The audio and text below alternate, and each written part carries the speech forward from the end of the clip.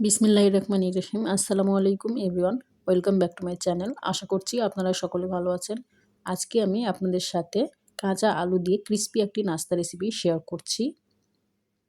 এজন্য এখানে আমি 2টা বড় সাইজের আলু কেটে পরিষ্কার করে ধুয়ে নিয়েছি। আলুগুলো এরকম স্লাইস করে একটু মোটা করে কেটে নিয়েছি। এরপর এখানে একটা বোলে আমি 1.5 কাপ ময়দা দিয়ে দেব। এবার দিয়ে দেব নর্মাল টেম্পারেচারে থাকা একটা ডিম। এবার দিয়ে দেবো 1/4 চা চামচ গোলমরিচ গুঁড়ো, 1 চা চামচ লাল মরিচের গুঁড়ো এবং 1/2 চা চামচ লবণ। এবার এখানে একটা নুডলসের মশলা আমি দিয়ে দিচ্ছি। এবার সবগুলো একটু মিশিয়ে নেব। অল্প অল্প করে নর্মাল পানি দিয়ে আমি একটা ময়দার গোলা রেডি করে নেব। ময়দার গোলাটা একদম পাতলা হবে না, এরকম স্টিকি এবং ঘন একটা গোলা রেডি করে নিতে হবে। এরপর আরেকটি বলে আমি এখানে 1 কাপ ময়দা দিয়ে দিলাম। এবার দিয়ে দেবো 1/2 কাপ চালের গুঁড়ো। চালের গুঁড়োটা দিলে নাস্তাটা অনেক ক্রিস্পি হয়। এবার 1/2 চা চামচ লবণ এবং 1 চা চামচ লাল মরিচের গুঁড়ো দিয়ে দিলাম।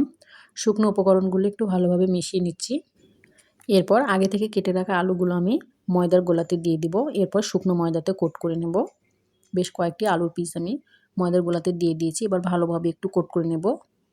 এরপর একটি করে আলুর পিস উঠিয়ে আমি শুকনো ময়দাতে দিয়ে দিব। এরপর হাত দিয়ে একটু ঘুরিয়ে ফিরে আমি শুকনো ময়দার মধ্যে আলুর পিসটা কোট করে নেব। এ পর্যায়ে খুব সাবধানে কাজটা করে নিতে হবে। একদম জোরে জোরে চেপে করা যাবে না, আলতো হাতে করতে হবে। একটি আলুর পিস আমি এভাবে করে নিয়েছি। দেখুন, এগুলো তেলে দেওয়ার পর কিন্তু লেয়ারগুলো খুব ভালোভাবে বোঝা যাবে। এভাবে আমি সবগুলো করে নেব এবং সাথে সাথে তেলে ভেজে নেব।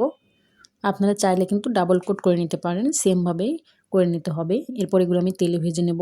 এজন্য চুলায় আগে থেকে একটা প্যানে আমি তেল গরম করে নিয়েছি। এরপর একটি করে আলুর পিস নিয়ে আমি ময়দাতে কোট করে সাথে সাথেই তেলে দিয়ে দিব। সাথে সাথে তেলে দিয়ে দিলে লেয়ারগুলো খুব সুন্দর থাকে এবং অনেক ক্রিস্পি হয়। আপনারা সাথে সাথে তেলে ভেজানোর চেষ্টা করবেন, রেখে দিলে কিন্তু লেয়ারগুলো নষ্ট হয়ে যায়। এবার এক পাশে একটা কালার চলে এসেছে, উল্টে দিচ্ছি।